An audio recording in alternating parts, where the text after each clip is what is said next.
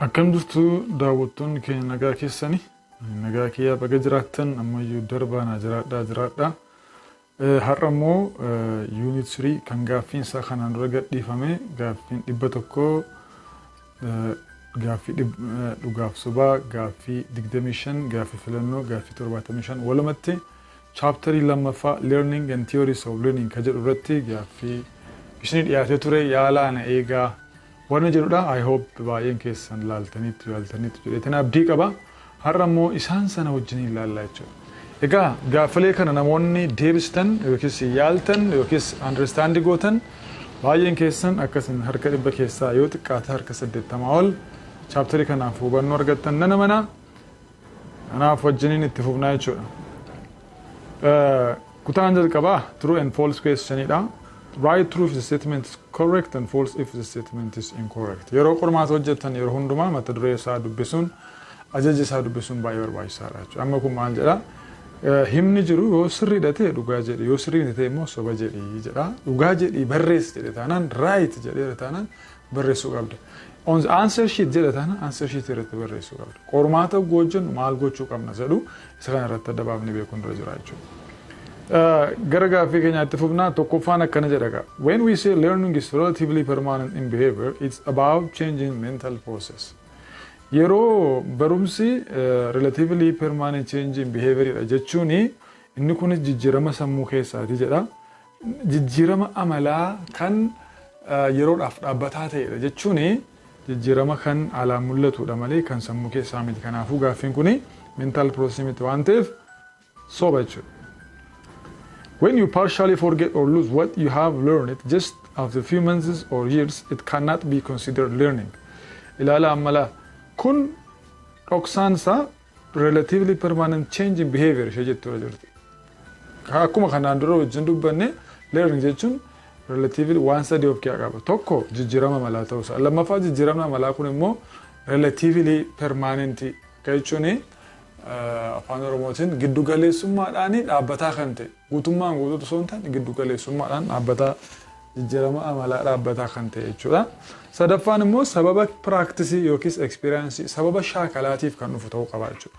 Egaa iddoo kana maal jedha gaaffii lammaffaan yeroo yoo waan tokko walakkaa isaa yookiis gama tokko saaddagan yookiis durkaa badee baatii muraasa booda yoo daganne kun learning jedhamu yookiis jijjiirama amalaa jedhamu jedha soba.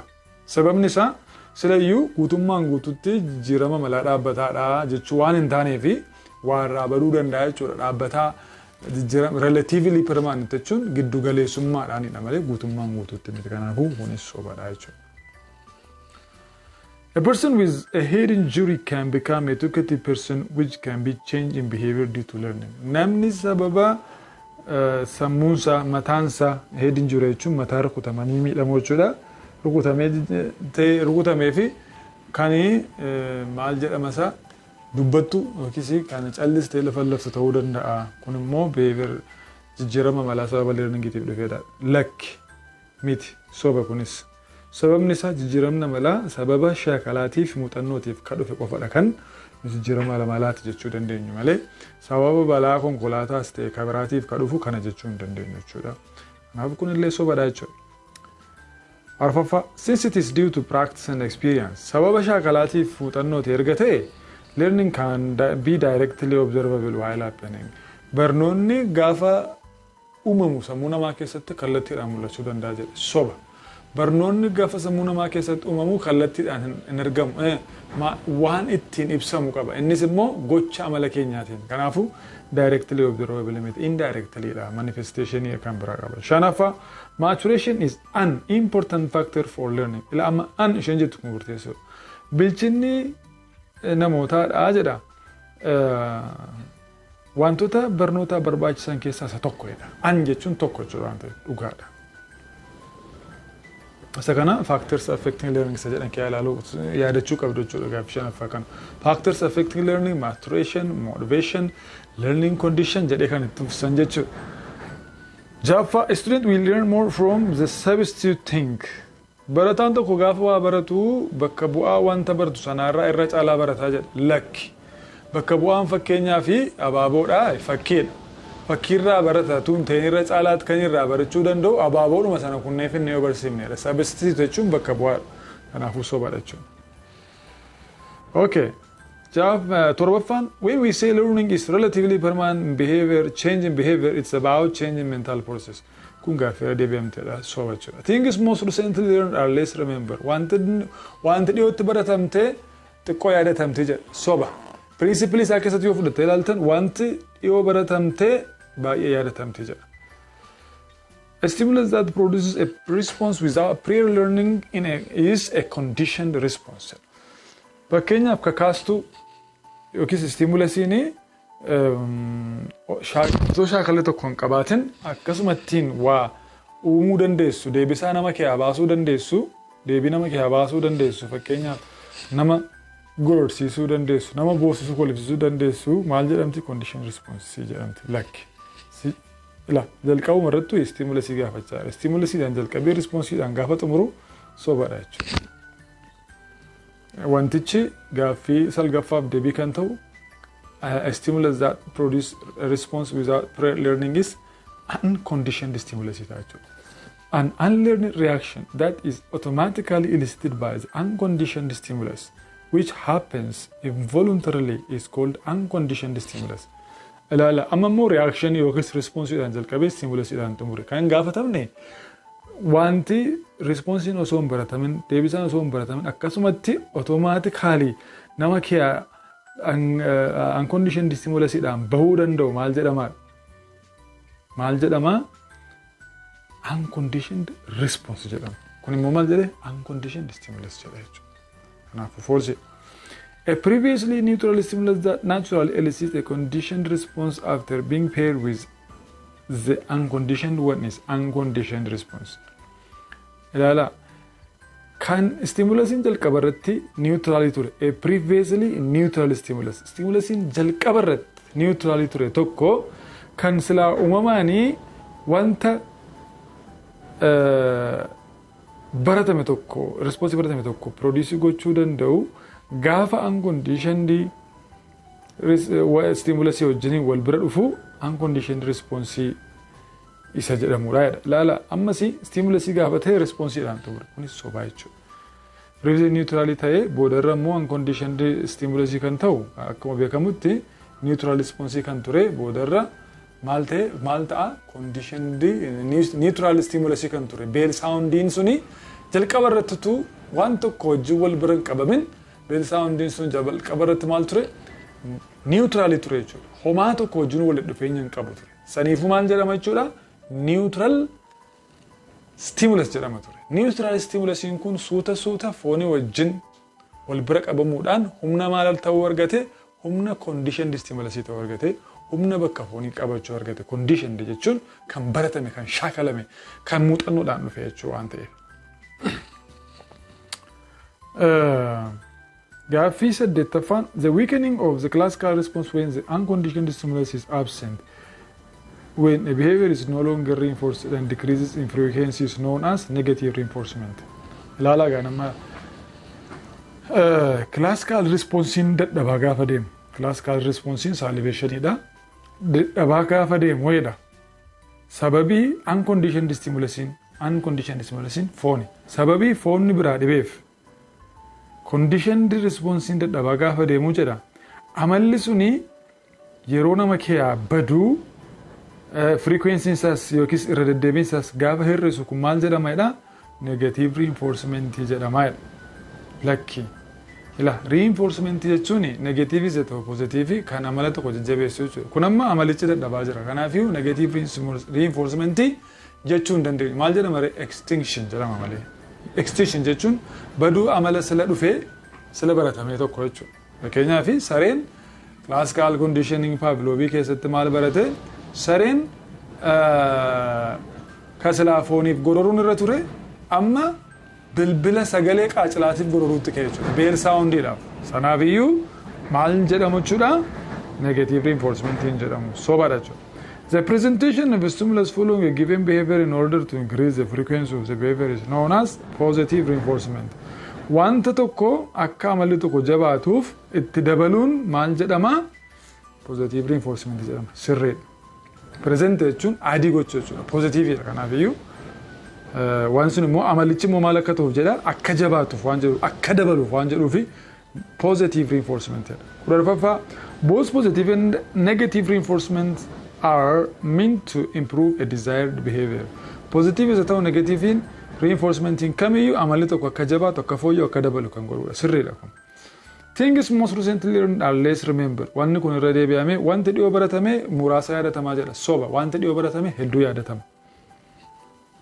A stimulus that produces a response without prior learning is a conditioned response. A stimulus shaakala tokko malee response wayii fiduu danda'u conditioned response jedhama soba.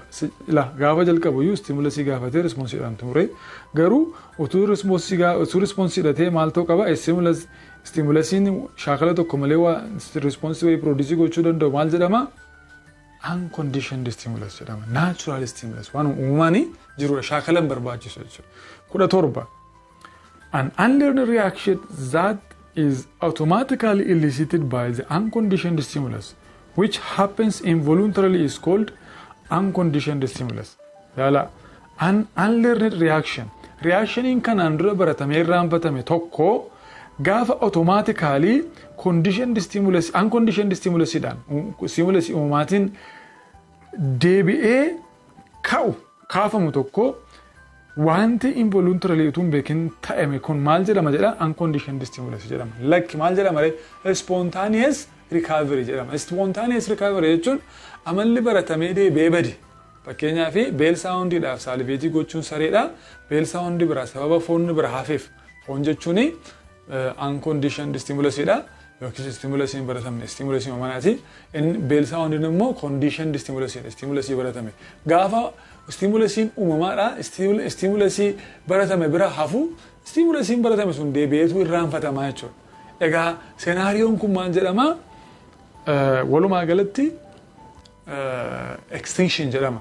Deebi'ee wanti irraanfatame kun yaadatamuunsaa shaakala tokko malee yaadatamuunsaa leenjii tokko malee akka sasalaa tuura deebinee wal bira qabneen leenjisin yaadatamuunsaa bakkatti deebi'uun fooyya'uunsaa maal jedhama? Spontaneous recovery jedhama. Eeshi. Akkuma kana gaaffiin 18ffaan a previously neutral stimulus that naturally elicit a conditioned response after being paired with the unconditioned one is unconditioned response. Ila jalqabuma irratti iyyuu jalqaba neutral stimulus kan ture kan uumamaan hedha naturally isliitii gochuu danda'u ama fedhe uumamaatu hin ta'in kan inni ilisiitii gochuu danda'u kan inni kakaasuu danda'u conditioned response maalinidha shaakalaani through training dha. Kanaafuu jalqabuma irraa sobaan jalqabee jechuudha. Kanaafiyyuu inni immoo utuudhuma shaakala sana hin qabu ta'eyyuu wanti sila niwutiraalii ture deebi'ee dhufee immoo stimulusiin jalqaba niwutiraalii ture dhufee deebi'ee baratu maal jedhama? Conditioned stimulus jedhama malee unconditioned response jedhama. The weakening of the classical response when the unconditioned stimulus is absent when a behavior is no longer reinforced and decrease in frequency is known as negative reinforcement. Kuni suma silaa ture deebi'ame akka tasaadha. Kun maal jechuudha? Extinction jedhama jechuudha. Baduunsa, dadhabuunsa. Sababa maaliitiin bada? Extinctionii sababa maaliitiin uumama? Sababa foonni sagalee bilbilaa qaacilaa biraa hafee fi sagalee qaacilaatiif deebisaa kennuun saaliveetii gochuun ni hafa jechuudha. 20. Unlearning a behavior is considered behavioral change and learning. Amala baratame tokko deebi'anii irraanfachuun unlearningiin opposite learningiiti baay'ee. An gochuudha deebi'anii anduusa jedhan sana jechuudha. Wanta baratame namni sila sigaaraa xuuxuu baree deebi'ee sigaaraa xuuxuu irraanfachuu of keessaa baasuuni behavioral change dha learning dha sirriidha. Learningiin behavioral change dha gaafa jennu positive qofa miti negative sin ilaalama. Wanti badusi behavioral change dha waan ta'eef. Kanaafuu sirriidha jechuudha. 21. According to operant conditioning, people are motivated by consequence of an action. Sirriidha. Operant conditioning keessatti bu'aan gochaa tokko gaarii yoo ta'e itti fufna. Bu'aan gochaa tokko immoo hamaa yoo ta'e immoo ni dhaabna. Kanaafuu consequence irratti hundaa'aa jechuudha malee. 22. Salivation in Pavlov's experiment is exclusively an unconditioned response. Soba. Salivationii lama jiraa jenne irraa. Pavlov classical conditioning keessatti tokko salivationii sababa jalqaba foonumaaf kennamu sun. Inni maal jedhama? Foonni suni unconditioned stimulus sababa jedhamuuf unconditioned response jedhama jechuudha salivationiin sanaaf dhufu. Deebi'ee immoo erga beeliin dhufee bakka foonii qabatee conditioned stimulus ta'e booda immoo responsiin isaa maal ta'a jechuudha? Conditioned response ta'a jechuudha. Unconditioned stimulus dhaaf deebiin jiru unconditioned response. Unconditioned stimulus kan ture maal jechuudha? Foon ture. Foon sareef dhiyaatu. Deebisaanoo gororuu salivation. Ammas gadi buutanii erga foonii fi sagaleen qaacilaa wal bira qabamee dhiyaatee boodarra immoo dhufee maal ta'e jechuudha? Conditioned stimulus ta'e jechuudha. Conditioned stimulus immoo maal produce godha? Conditioned response produce godha jechuudha. Kanaafiyyuu iddoo kanatti salivation kan ni ta'u unconditioned response qofa osoo hin taane conditioned response hin ta'a jechuudha. Spontaneous recovery does not require a reinforcement to be elicited. Sirri. Spontaneous recovery jechuun akkuma tasaa akkuma dingataa fooyya'aa namatti ka'a malee shaakala addaatiin miti kan inni deebi'u. First impression is the last implies a principle of learning. Principle of learning keessa deemtanii ilaaltanii wanti jalqaba baratamte impressionii addaa humtee nama keessatti hafti. Yookiis miira addaa humtee nama keessatti hafti jedha. Akkana jechuun miirri jalqabaa miira isa dhumaati jedhama afaan Ingiliffaatti. The first impression is the last. Wanti namni jalqaba baratte kutaa barnoota jalqaba kutaa galtee barattan yeroo baay'ee isin irkaanfadhu. Interesting taate dhaggeeffattu waan ta'eef saniifiyyuu dhugaadha jechuudha. Gaaffiidhuma natural response is unconditioned response. Sirriidha. Natural response kan nuyi jennu unconditioned response. Maaliif natural response ni deebii maaliti? Deebii natural stimulus. Kanaafiyyuu deebiin natural stimulus yookiis unconditioned stimulus jedhamu unconditioned response jedha jechuudha. Gaaffii dhugaaf sobaas maratti umurra. Gaaffii filannoo taaceen. Ammas iddoo kanatti ani isiniif hin barreessine dhiifamaa wajjin ajaja instructionii dubbisuun baay'ee barbaachisaadha jechuudha. Ajajni filannoodha yeroo baay'ee akkana jedha. Choose the best answer jedha. Sanatti aansee answerii filatte kan ammoo circle your answer or write on the space provided in front of the question or write on the space provided on the answer sheet. Tokko fuuldura gaaffii kanaatti iddoo qophaa'e irratti barreessi yookiin gaaffii sirrii jettu itti marii yookiin immoo answer sheet irratti dhaqii deebii kee barreessidha. Isaan kana hordofanii wanna gochuun barbaachisaa. Yeroo baay'ee barattoonni answer sheet irratti maqaan barreessanii barsiisaan immoo answer sheet maal godhachuudha itti kuteetu kaa'a booda qormaata barbaadiin argatu yookiin tilmaamaan guutaa fi yookiin immoo qabxii irraa hir'isan instruction hin eegne jedhe. Kanaaf of eeggachuun baay'ee barbaachisaadha. Kan biraan choose the best answer fi choose the correct answer adda adda. Choose the correct answer jechuun gaaffii sirrii ta'aniif deebii sirrii ta'an tokkoof lamaa ol ta'uu danda'u. Deebiin lama sirrii ta'uu danda'a. Correctii waan sin jedheef isuma filattaa jechuudha. The best jechuun garuu sirrii ta'uu qofatu hin ta'in isuma sirrii ta'e keessaa akka gaariitti sirrii kan ta'e sadarkaa olaanaatti sirrii kan ta'e isa kamiidha jechuudha. Bestiin superlative wordii waan ta'eef. Isa kana adda baafachuu qabdu. Kanaaf yeroo baay'ee kan jedhamu the best answer jedhama. Maaliif barsiisaan dogoggoree deebii lama sadiitti kennuu danda'a. Booda gaafati kunis sirriidha jettu kana caalaa sirriidhaa siin jedha jechuudha. Learning involves the whole person with all of the following gaaffii jalqabaatti ol deebi'a. Which of the following is among the characteristics of learning? Amaloota barnootaa jennee barane keessaa kan jiru isa kamidha? Learning is focused and multi-purpose. Sirriidha kun. Learningiin purposiveidha. Akkuma kana immoo kan kaayyoo qabudha. Isayyuu immoo kaayyoo adda addaa qabaachuu baay'ee qabaachuu danda'a. Learning is intermittent modification of behavior throughout life. Intermittent jechuun ciccitaadha jechuudha. Garuu achirra kan jiru maali? Continuous modification idha. Soba kun. Learning is contained specifically. It reaches into all aspects of human life. It reaches into all aspects of human life. Isheen jettu sirrii. Contained jechuun garuu specifically jechuun soba jechuudha. Pervasive idha yookiin bal'aadha, hammataadha. Malee bakka tokkotti kan walitti coramte miti. Learning is irresponsive to incentive and stimuli. Kun baay'ee dogoggora. Responsive idha. Maaliif incentive idhaaf? Incentive jechuun maal jechuudha? Badhaasa. kennaa sababa gocha tokko godhaniif namaa kennamu. Stimulation immoo waan nama kakaasu tokkodha. Kanaafiyyuu irresponsive sun ta'e irresponsive ta'a jechuudha. Kanaaf deebiin isaa tokkoffaarras jiru eera jechuudha. Learning involves the whole person with all of the following except one. Amalli kanaa gadi hundi isaa learning keessatti hin barbaachisa garuu tokko hin barbaachisu jedha. Tokkoffaan mental aspect, physical aspect, emotional aspect, intellectual aspect nan hundi isaaniiyyuu barbaachisoodha. Kan hin barbaachifne hin jiru. Barnoonni kallattii hundumaatiin baratama waan ta'eef. Sadaffaa we can't teach a grade 10 lesson to a 10 years old boy due to lack of what? Barataa umuriin isaa waggaa 10 barnoota kutaa 10 barsiisuu hin dandeenyu. Sababii maaliitiif? Sababii dhabamuu maaliitiif jedha. Dhabamuu experience, dhabamuu motivation, dhabamuu maturation, dhabamuu practice, dhabamuu homaayyuu miidhas keessa hin jiru.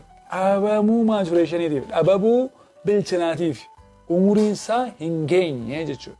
Motivationiin kaka'umsi jiraachuu danda'a, practice shaakala jiraachuu danda'a, experience muuxannoo xiqqoon jiraachuu danda'a. Sana sun garuu nun daangessani garuu kan nu daangessu sammuun isaa kan kutaa 10 sana fudhachuudhaaf hin bilchaanne. Two forms of associative learning are dash and dash. Barnoonni associative learning jedhamanii wantoota walitti qabatanii deemanii jijjiirraa amalaa fidan kan akka stimulasive response, kan akka consequensive stimulus isaan kana kan ta'an kamiidha? Classical conditioning jedhee operant conditioning jedhe kun beekamaadha. Classical conditioning stimulus response association dha. Operant conditioning immoo stimulus consequence association jechuudha. Action consequence association. Shan a stimulus that does not initially elicit a response in an organism is dash. Kan stimulusiin jalqaba irratti deebisaa tokko iyyuu hin fichisiifne neutral stimulus dha jechuudha. Ja, for learning to happen effectively, there should be all except dash. Qophaa'inni sammuu, psychological readiness, emotional readiness, physical readiness, mental readiness isaan kun hundumtu jiraachuu qabu. Kan jiraachuu hin qabne isa kamidha jedha deebiinsaa nanidha jechuudha. Gaaffiin yeroo barreeffamu maal jechuu akka ta'es beekuun barbaada. For learning to happen effectively. Barnoonni tokko milkaa'inaan haa uumamuuf jecha wanti jiraachuu qabu isaan kana keessaa hundi isaanii jiraachuu qaba garuu tokko jiraachuu hin qabu jedha. Hundi isaayyuu jiraachuu qaba nanidhaan jedhani. Students learn lesson retain information longer when they. Barattoonni waa xiqqoo kan isaan baratanii waan baay'ee qabachuu danda'a yoomii jedha. Hin jiru kun. Barattoonni waan xiqqoo akka isaan qabatan kan godhu maali? When we have meaningful practice and exercise shaakalaaf muuxannoo hiika qabu yoo qabaatanidha? No. Akka isaanii learn less than ta'e learn more dhan. Associate with pleasant feeling dha? No. Miira nama gammachiisu yoo wal qabsiifne barattoonni hedduu baratu malee leesiin baratan. Create first aversive impression dha? Eeyyee. Sababni isaa aversive jechuun negative dha jechuudha. Kanaafiyyuu inni akka isaan xiqqoo baratan isaan taasisa. Freely enjoy learning barnoota isaanii bilisummaan yoo baratan inni kunis lakki barnoonni bilisummaan baratamu dandeettii barumsaa dabala malee gadi hin xiqqeessu.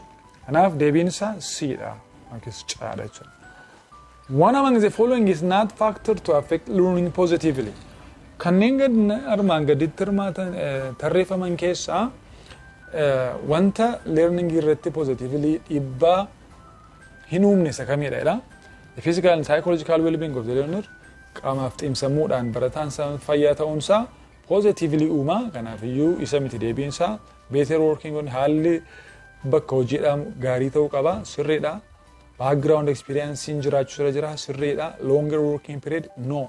Working periodin yeroon barnootaa yeroon hojiidhaa giddu galeessa ta'uu qaba malee loongii dheeraa ta'uu qaba jechuudha. Distributed learningiinis barnoonni nuti barannu madaalawaa ta'uu qaba faffaca'insi isaa iddoo tokkotti kan walitti tuulame ta'uu qabu. Kanaafuu deebiin isaa diidha jechuudha. Who proposed observational learning? Observational learningiin abbaan isaa eenyudha? Pavlovidha. Like Pavlovidin classical conditioning. Joe Watsoniin behaviorismidha. Albert Banduraan observational learning jechuudha. Skinnerin operant conditioning. Thorndikenis akkuma kana operant conditioning jalqabeessa Skinneritti dabarsiidha jechuudha. Classical conditioning is a learning process in which a neutral stimulus becomes associated with an innate meaningful stimulus and acquired capacity to elicit dash response. Walumaa galatti classical conditioning ka Pavlov hojjete sana keessatti experiment isaa sana keessatti wanti jalqaba irratti neutral stimulus ture dhufee akkuma natural stimulus dha stimulus response akkamii produce godha akkuma natural stimulus dha response wal fakkaata similar stimulus jechuudha. Kudha takka all except one of the following is not behavioral learning theory related. Kanneen armaan gadii keessaa tokko behavioral learning theory wajjin hin deemu jedha. Similar generalization and discrimination kuni kan behavioral principally behavioral learning theory da. Extension and spontaneous recovery kunis kan behavioral learning theory ti. Spontaneous recovery and shaping kunis sanuma da. Shaping qofa isaat innis related da. Modeling related miti. Sababni isaa modeling kan maaliti kan social learning it or kan observational learning jechuudha. Modeling is for observational learning. Social learning theory jechuudha. Kanaaf iyyuu deebisa D dha jechuudha kan behavioral inda. Kudha lama. Edome's father hid her swimming pants after she refused to do her homework before she swam. Edome osoo bishaan daakin dura homework hojii mana ishee akka hojjettuuf itti mamnaan diddeedha himtee bishaan daakte. Jennaan abbaan ishee uffata isheen bishaan daaktu jalaa dhokse. Kun maal jedhama? Tokko dhiibbaadha waan ta'eef adabbiidha waan ta'eef punishmentii ta'uusaa adda baafachuun irra jira. Punishmentii kee ammoo pozitiivii moo negatiivii? Positive punishmentiin waan nama dhukkubsu namarratti dabaluudha. Negative punishmentiin immoo waan namatti tolu nama jalaa fuudhuudha. Namtichi kun maal godhe mucaa isaa jala waan itti tolu waan ishee ittiin bishaan daaktu jalaa fuudha. Kanaafiyyuu negative punishmentiidha jechuudha. Deebiin isaa maal ta'a? Bidha jechuudha. The nature of learning that is trial and error is evident in trial and error in theory kam keessa jira? Classical no, operant no, social no, cognitive keessa jira jechuudha. Isheen kun dhuma irratti kan barreeffamte sana jechuudha. Unconditioned stimulus in Pavlov's experiment is unconditioned stimulus in Pavlov's experiment keessatti ishee kamidha? Mitiidha jechuudha. Kan hin baratamne kan uumamaan jirtu. Conditioned stimulus kan baratamte yoo bell soundidha. Mitiitti qabattee yeroo baay'ee waan dhiyaatte foonii wajji waan dhiyaatte. Unconditioned response no unconditioned response ni unconditioned stimulus dhaaf deebii kenname sanidha. Inni immoo mitiidha. Mitiidhaaf immoo maaltu kenname? Salivation. Conditioned response no conditioned response immoo conditioned stimulus dhaaf deebii kennamteedha. Garuu wal fakkaatti isheenis maalidha? Salivation dha jechuudha. Kanaaf iyyuu CC ta'u jechuudha. Kudha saddeet. Bandi was deprived of his ball for playing on the roadside. Karaa irratti kubbaa taphatee jennaani abbaan bantii gad dhufanii maal godhanii kubbaa isaa harkaa fuudhan. Isarri kun adabbii akkamiiti? Adabbii negative punishmentii jechuudha. Waan inni jaallatu irraa fuudhan waan ta'eef. Kahaasaa goote gees for ranking first in class. Kahaasaa namni jedhamu kutaa tokko keessatti tokkoffaa waan ba'eef maal kennaniif? Badhaasa kenname. Kun immoo positive reinforcement jechuudha. Said beaten for playing on road. Said immoo karaa irratti waan kubbaa taphateef kubbaa jalaa fudhame tun ta'in kaballaa yookiin qimmiiddaatti kennan. Kanaaf kun maalolaa punishmentidha garuu waan nama dhukkubsutu irratti dabalame waan ta'eef dabaluun immoo mallattoo eda'uu positive isa jennu sanii waan punishmentii positive punishmentidha jechuudha. Khadija is happy to study. Her mother removed the obstacle chair. Khadijaan qayyabatu turte. Khadijaan talli keenya jennaani haati immoo dhufteetu bakka isheen qayyabatu sanatti waan ishee danqe waan akka barcuma waan akka teessumaa kana jalaa guurtee kaastee akka isheen sirriitti qayyabatu goote. Waan hin mijanne tokko nama jalaa kaasuun amala sana jajjabeessuudha. Kanaaf iyyuu negative reinforcement kaasuudha waan ta'eef garuu wanti ka'u sun waan hin taane waan hin mijannedha waan ta'eef reinforcement taasisa. Mulgeetaa paid more attention after getting 1 mark reward. Mulgeetaan immoo duraanii sirriitti hin hordofu ture. Amma immoo gaafa barsiisaan hordofee gaafa inni gaafate inni gaafa deebisu maarkii kenneefii inni hordofuutti ka'e. Kanaafuu waan gaarii itti dabalamee fi kun amalicha akka inni fooyyessuufidha waan ta'eef positive reinforcement ta'a jechuudha. Which is the correct order of steps in the modeling process? Akkuma beekamu modeling process in social learning theory keessa tokko ilaalanii barachuudha jenneerra observational learning dha jenneerra Saniif iyyuu maal steepini achichi keessatti kaa'amandi attention, xiyyeeffachuu, retention, sammuu keessatti qabachuu, seevii godhachuu, reproduction, waan qabatan sana deebi'anii jechuu, akkeessu, motivation, wanta sana itti fufuudhaaf immoo motivate ta'u kaka'u maalirratti hundaa'anii consequence irratti hundaa'anii. 24. In social learning theory, the person who performs a behavior that serves as an example is called A. Teacher, B. Model, C. Instructor, D. Coach. Barsiisaan yookiis kan namni ilaalee waan irraa baratu maal jedhama? Moodela jedhama. Moodela koo jennaan miti moodelii jedhama jechuudha. Kanaaf waan achi keessa jiru modeling jedhama baay'ee. Social learning theory keessa. Rewarding a desired behavior with successive approximations till targeted goal is reached is known as dash. Ila namni tokko amala tokko bira hanga ga'utti gochoota amaloota sana biraan gaan hundumaa duukaa deemnee jajjabeessuudha reinforce goona ni badhaasna yoo ta'e shapingiidha jechuudha. Shaping jechuun la galma wayii qabna gochoonni nu goonu immoo galma sanaan nugaa gochoota nu goonu sana hundumaa yeroo sirrii goonu nu badhaasuun shapingii jedhamti jechuudha. Kanaaf iyyuu definition shapingii. An unprompted sanatti linaa dabalaa dhiifama wajjin an unprompted reoccurrence of smoking behavior after a year. Namni kanaan duras garaa xuuxuu bareedee bee dhiisee ofirraa addaan kute tokko akkuma tasaa yoo itti ka'e maal jedhama spontaneous recovery. Kun principally classical condition keessaa waan akka tasaa namatti deebi'u jechuudha. Mulgeetaa paid more attention after getting 1 mark reward. Kun akka tasaa deebi'amte akkuma sila sanitti mee positive reinforcement. Which of the following is an example of a primary reinforcer? Amma moo reinforcer lama jira jenneera primary and secondary. Primary kan jennu kallattiidhaan qaama keenya irratti wanta apply ta'u wanti nu gammachiisu waan akka nyaataa waan akka dhugaatii waan akka ho'iinsa yeroo qorraa isaan kuni qaama keenya irratti apply ta'u primary reinforcer dha. Kanaafuu as keessaa food money or sex kan hin taane isa kamidha jedha maniidha qarshiidha jechuudha. Qarshiin secondary reinforcer dha. Sababni isaa qarshii hukunnee ciccirreenyaan qarshiidhaan waan nyaatamu bitanna jechuudha. Kanaaf al kallattiidhaan nu gammachiisa malee qarshiin kallattiidhaan qaama keenyaan gammachiisu kanaaf inni secondary jedhama jechuudha. In social learning theory, the person who performs a behavior that serves as an example.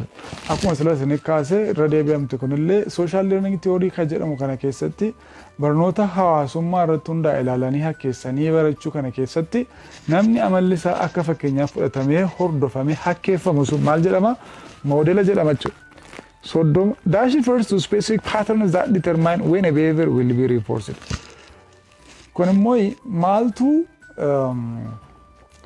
yoom akka amalli tokko badhaafamuu qabu nutti himaadha. Yoom yeroodha jechuudha. Timetable. Kanaaf maal jedhama? Schedule of reinforcement jedhama. Schedule of reinforcement jedhama. P jechuudha. When a reinforcement timetable allows a set of behavior that is known as dash. Egaa reinforcement scheduling kuni amala murtaa'e tokko duukaa buunee badhaasuun keenya maal jedhama? As keessatti akkuma kutaa keessatti walii wajjin dubbanne amalli tokko reinforcement schedule keessatti gaafa ilaalamu waan lamadha. Tokko amala ilaallee badhaasna moo yeroo inni amala sana raawwachuudhaaf fudhate ilaallee badhaafu. Amaloota yookiis gochoota inni hojjetu ilaalla yoo ta'e ratio reinforcement jedhama jechuudha. Yeroon itti wanticharra turu ilaalla yoo ta'e immoo interval reinforcement jedhama jechuudha. Ratioon kunis ta'e intervaliin kuni yeroon kunis ta'e gochoonni sun immoo bakka lamatti qoodamu jechuudha. Bakka dhaabbataa tokko irratti yeroo dhaabbataa tokko irratti yookiis gocha murtaa'aa tokko irratti goona yoo ta'e amala murtaa'aa set behavior irratti goona yoo ta'e fixed ratio jedhama jechuudha. Yeroo murtaa'aa irratti goona yoo ta'e immoo fixed interval jedhama jechuudha. Yoommoo yeroo amala garaa irratti godhama yoo ta'e kan yeroon isaa hin beekamne gochoota fakkeenyaaf nama tokkoon maal jechuu dandeenya ABCD hamma Z'tti barreessi gaafati leetarii sadii yookiis qubee sadii irra geessu sadii irra gaafati geessu maarkii tokko sii kennaa jenne A B C jenne C irratti maarkii tokko argata D E F irratti maarkii tokko argata sadii fixed behavior kuni maal jedhama jechuudha fixed ratio jedhama jechuudha. Yoommoo ABCD waan jedhu kan amma dhumaatti barreessi daqiiqaa tokko nan dhufeetan si badhaafa yoo ta'u jennamu fixed interval fixed time waan ta'e fixed interval jedhama jechuudha. Yoo immoo gochoota barreeffamoota kana yeroo ati hin beekne irratti dhufee yookiin sadaffaa yookiin arfaffaa irratti si badhaasa yoo jenne immoo variable ratio jedhama jechuudha. Yoo immoo yeroo giddu galeessa godhanne yeroo hin murtoofne irratti yookiin daqiiqaa tokkoffaa irratti dhufaa yookiin lamaffaa irratti dhufaa yoo jenne immoo variable interval jedhama jechuudha. Saniifuu iddoo kanatti kan nu ergaa jiru maalidha? Behavior tokko gochadha kan ilaalcha keessa galee jiru. Gochi sun immoo yeroo adda addaatti jedhama yeroo murtaa settiidha. Set yoo arga jedhee fixed ratio jedhama jechuudha. Gocha ta'uunsaa ratio isa taasisa. Set behavior set ta'uunsaa murtaa'aa ta'uunsaa immoo fixed isa taasisa jechuudha. Kanaaf gaaffilee wal fakkaatantu dhufa isuma haarattuu hundoofnee deebifna jechuudha warra kaaniif. Extinction occurs when extinction yoomidha kan inni mul'achuu danda'u akkuma sila isinitti hime extinction conditioned response unconditioned stimulus conditioned stimulus biraa yeroo hafu akkana jechuun gaafa foonni yeroo dheeraadhaaf dabalee beelsaa hundi biraafu beelsaa hundiidhaaf saaliveetii gochuun hafaachu kanaafiyyuu dha jechuudha. The conditioned stimulus is presented repeatedly without being paired with an unconditioned stimulus. Kanaafuu yeroo sanadha jechuudha. The unconditioned stimulus is presented repeatedly without being paired with a conditioned stimulus. Isaan wal fakkaatu garuu waa'ee maalii haasaa jirani waa'ee baduu conditioned stimulus haasaa jirra waan ta'eef isa eera jiru sana sirrii ta'a jechuudha. Soddomii sadii learning is best defined as a relatively permanent change in behavior that is innate kan uumamaa is found only in humans kan nama keessatti argamu qofa. That occurs as a result of experience. Sababa muuxannoo shaakalaaf kan dhufu occurs by observing others. No, observing others ni social learning jedha. Kanaafiyyuu sababa experienceetiif kan dhufudha jechuudha. When a reinforcement timetable follows an unpredictable time, yeroo murtoofne kan hordofu variable interval in time ida unpredictable and more variable size. When a reinforcement timetable follows an unpredictable actions, goch ratio size unpredictable and more variable. Kanafiyu variable ratio ta bisa variable ratio ratio kanacho. When a reinforcement timetable follows an unpredictable period of time, amamo timing interval ida timing kunemo unpredictable yeroo hin beekamne waan ta'eef murtoofne waan ta'eef variable interval itacho.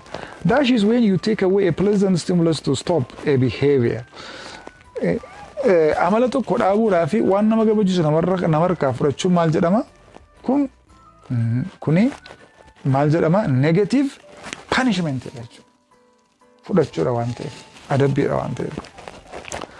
Isuma kana dhagaala 38ffaa irratti fakkeenyaan kan inni fide salary reduction due to employees misbehavior at workplaces.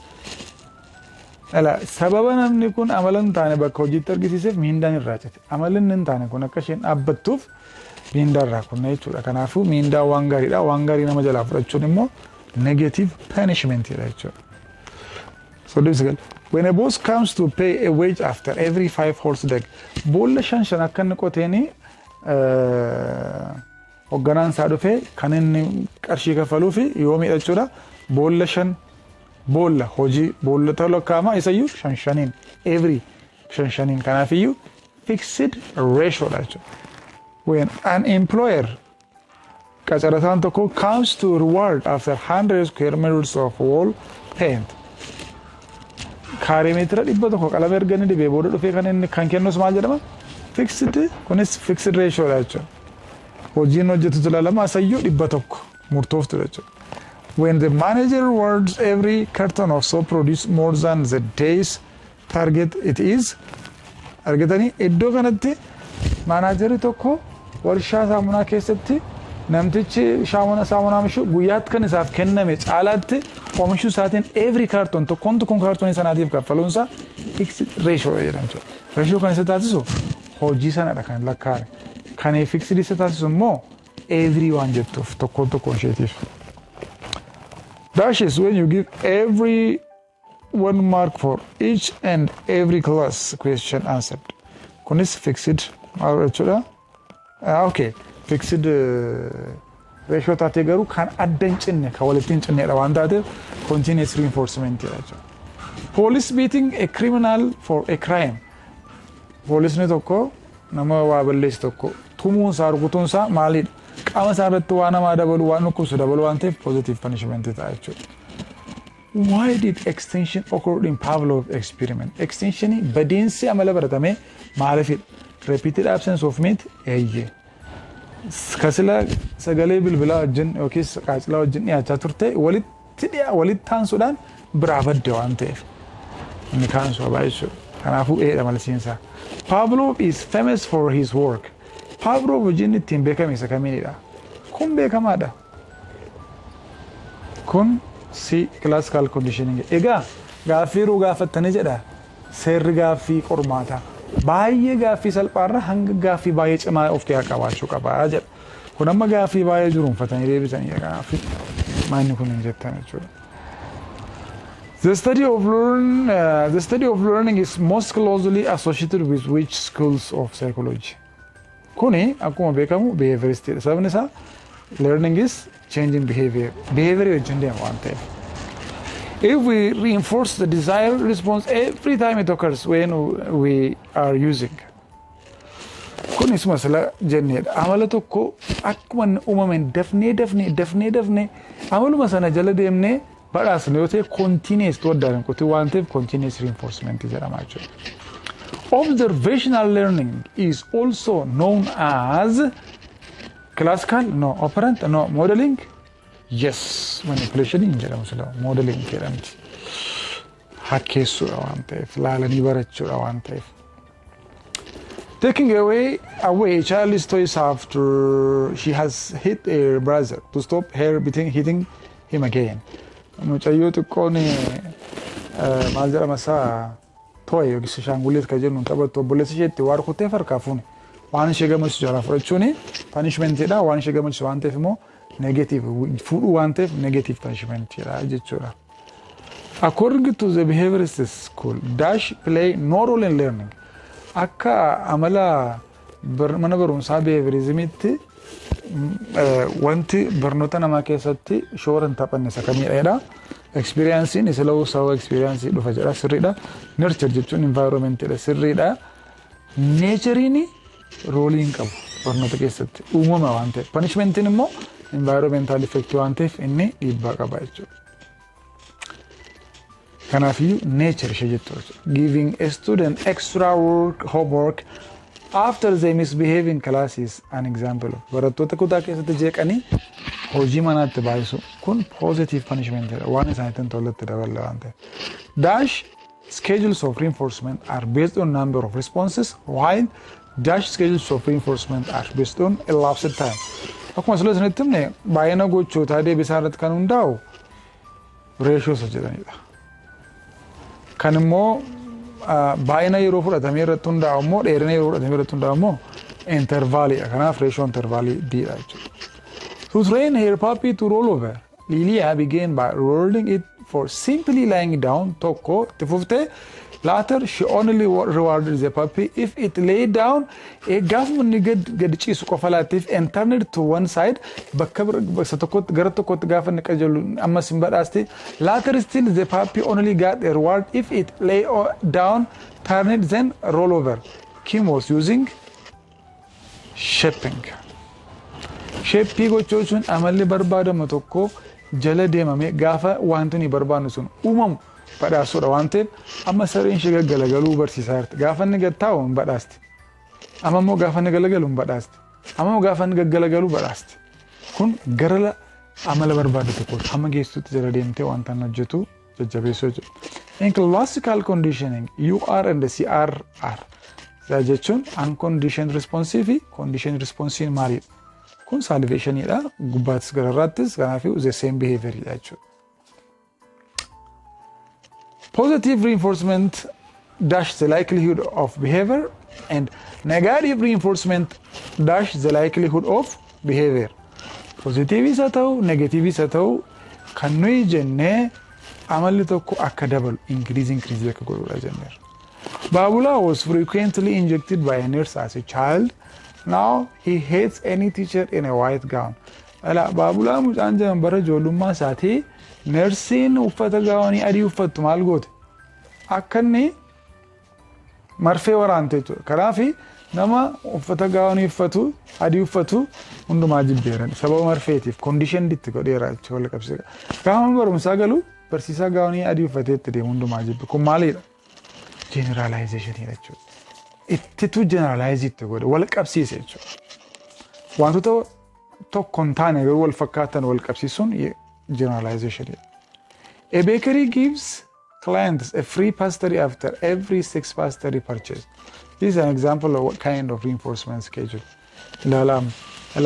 Namni daabboo toshu tokko nama daabboo 6 bitee fi daabboo tokko kenna. 6 gaafa 12 biteef 2, 18 3 akkanitti deemaa jechuudha. Kun maal jedhama? Kun fixed ratio jedhama jechuudha. Daabbootu lakkaa'ama isayyuu 6 gaafa isaan bitanidha. Fixed kan isheen. Kanaaf badhaasichi wanta murtaa'aa irratti kan hundaa'edha. Fixed ratioodha jechuudha. Yeroo murtaa'aa miti garuu wanta murtaa'aa, gocha murtaa'aa, deebii murtaa'aa. 58. Positive punishment that's the likelihood of behavior and negative punishment that's the likelihood of behavior. Lameenuu decrease godhu punishment waan ta'eef. Baabulaa inni kun waan irra deebi'e generalizationidha. Kabsaarra deebi'ame taking away person's mobile phone after he or she have been caught disturbing in exam room. Nama kilaasii keessatti jeequ tokko mobaayilii isaa harkaa fuudhuuni negative punishment jedha. Wanta isa gammachiisu jalaa fuune waan ta'eef. 61. An intermittent schedule of reinforcement that reinforces behavior after an average but unpredictable amount of time has passed is called ilala. Average dha, time dha, hin beekamu yoom akka ta'e unpredictable dha. Kanaafiyyuu variable interval dha. Food is to dash reinforcer and money is to dash reinforcer. Sila akkuma isinitti hime primary dhaa fi secondary dha jechuudha. People who have a lot of dental problems often come to dislike even the smell of their dentist office. Namoonni yeroo baay'ee ilkaan dhukkubbiidhaan mana clinical kaanii deemanii fooliidhuma mana clinical kaanii iyyuu hin jibbuu jedha. Generalizationidha kun. Dhukkubbii ilkaan isaaniitu foolii mana sanaatti geessan malee utuu ilkaan isaanii dhukkubtee homaa isaaniitti hin fakkaatu. Kanaafiyyuu kuni walumaa galatti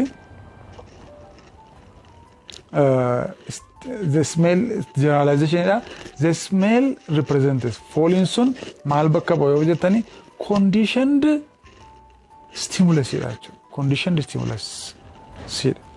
If a door conditioned to salivate to a dinner bell might also salivate to a door bell, wanti sila qaacalaa kan biraaf kennu waan isa fakkaatuuf gaafatti dabalu generalization jechuudha. Waan isa fakkaatuuf itti salivate godhan ta'e. Dash is learning in which voluntary response is strengthened or weakened depending on its favorable or unfavorable consequence. Consequence irratti kan hundaa'u operanted. Classically stimulus response association jechuudha. Response irratti hundaa'u kun immoo gochi tokko bu'aa isaa irratti hundaa'ee kan ta'u operant condition keessatti. If a consequence does not alter anticipated response an anticipated response wanta barbaadamu tokko kan hin finne akkasumatti bilisa kan ta'e neutral consequence jedhama. Which of the following is not an example of negative reinforcement? Isa kana akkas sirreeffadha. Which of the following is an example of negative reinforcement? It's sirreeffadhaan isiniin jedha. Taking away a ball from a group of children playing football on main road. Kun amma reinforcement punishment. Okay, pinching a child for breaking kabaluu yookiis qimmiiduu kun positive punishment. Salary reduction for misbehaving behavior kun negative punishment. Kanaafiyyuu siidha jechuudha. Taking a noisy child from the study room mucaa qayyabatu jalaa nama isa qubaasuun immoo negative reinforcement jechuudha. Kanaafuu diin negative reinforcementidha. Siin immoo negative punishment. Kanaafuu deebiinsaa diidha jechuudha. If a child's behavior is controlled by primary reinforcer, it should be primary reinforcement keessaa isa kamidha. Walumaa galatti manii miti, to'ii miti, keekii nyaata jechuudha. Qaama irratti bu'aa qaba waan ta'eef. Dash is an example of primary punisher. Akkuma reinforceriin primary fi secondary qabu, punisheriinis primary fi secondary qaba. Primary kan jennu qaama keenya irratti kan ta'u. Kanaafuu torcheriin qaama namaa irrattidha waan ta'eef primaryidha jechuudha. entertainmentii namarraa kutuun social media nama jala uguruun isaan kuni secondary dha. Qaama irratti tun ta'in alkallattiidhaan dhiibbaa uumu waan ta'eef. If a mom pinches for her child just after she breaks a glass, she is applying dash rule of punishment. Haati mucaan ishee akkuma inni burcuqqoo cabseen yoo adabde principally punishment yookiin seera adabaasa kamii yoo yeroo ishaa jirti jedha. Consistency moo immediacy moo intensity moo hunda inni kun immediacy. Akkuma inni cabse akkuma isheen cabsiteen adabde waan ta'eef akkuma isheen cabseen adabuun ishee immediacy agarsiisaa jechuudha. 71 akkuma beekamu sadii jira immediacy, consistency dhaa fi intensity. Immediacy ni nama waa balleesse battaluma sana adabu. Abboonni keenya fi haadhonni keenya waan itti kaleessa barreessiteef ganama kaanis si garaaf yoo ta'e kun seera immediacy cabsaa badaa bu'aan qabu jechuudha. Consistency immoo adaba kaleessa waan nu adabsiise tokko har'a irra nu jalaa darbama taanaan itti fufa waan suni effective hin ta'u jechuudha. Kaleessa namni mucaan kalee burcuqqoo cabsee qimmiidame bor burcuqqoon cabstaanaan qimmiidamuu qaba sayyuutti dabalee. Intensity immoo humna qabaachuu qabaadha. Adabbii nama tokko irra keessa ta'uu qabudha. Kanaa ijoollee nama labaddee. 70 in dash you start by reinforcing a tendency in the right direction, then you gradually require response that are more and more similar to the final desired response. Ela dash keessatti akkuma sila isinitti hime galma wayii barbaanna jalqaba amala gara galma nu deemnu sanaatti agarsiifamu hunduma ni badhaasna reinforce goona kun shaping jedhama jennee. 72 in learning, consequence of the model's behavior affect the observer's behavior. Namni ilaalanii barachuu keessa akaakuu lama jira. Vicarious learning dhaa fi imitational learning. Vicarious learning jechuun consequence nuyi nama modela godhannee irratti hundoofne itti fufuu keenya kan agarsiisudha. Yoo hin badhaafama wanti inni hojjetu nama badhaasa ta'e itti fufu. Yoo wanti inni hojjetu nama adabsiisa ta'e immoo inni kun consequence gocha nama sanaa irratti hundoofne gocha nama sanaa akkeessuu kennisu kun vicarious learning or indirect learning jedhama. Deebiin isaa vicarious dha kallattiidhaan indirect garuu maqaa lammaffaa waan ta'eef best answer ta'uu hin danda'u correct answer ta'uu danda'a. Imitational learning kan jedhamu namichuma sana laalanii baruu waan inni godhu positive ta'uu negative ta'uu consequence tuun ta'e waan inni godhu hunda gochuu yoo inni sigaraa xuuxatu yoo inni haatatu yoo inni barate barachuu maaliif namni sun modela waan ta'eef garuu vicarious learning ture caalaa gaarii jechuudha. In dash theory of learning, the information processing system is more considerable to bring behavioral change. Egaa theory gurguddaa sadiitu jira jenneerra behavioral learning theory, social learning theory, cognitive learning theory. Isaan san keessa isa kamtu odeeffannoo sammuu keessa jiru kana irratti xiinxaluudhaanii jijjiirraa amalaa fedha yoo jenne cognitive jedha jechuudha. Cognitive jechuun information, knowledge jechuudha. Kanaaf si jechuudha. If you're going to use your accounting degree education after graduation applying, that's dash type of learning. Learning type akaakuu lama jira. Latent dhaa fi insight jechuudha. Latent jechuun waan amma barannee booda jiruu amma dhokatee ta'a jechuudha. Saniif iyyuu baroonni amma barattanii booda haala mijataa argattan hojii oolchitanii latent learning jedhama. Whereas insight learning jechuun garuu tasuma akkuma tasaa rakkoo tokkoof furmaata argachuu jechuudha. Rakkoo tokkoof furmaata argachuu.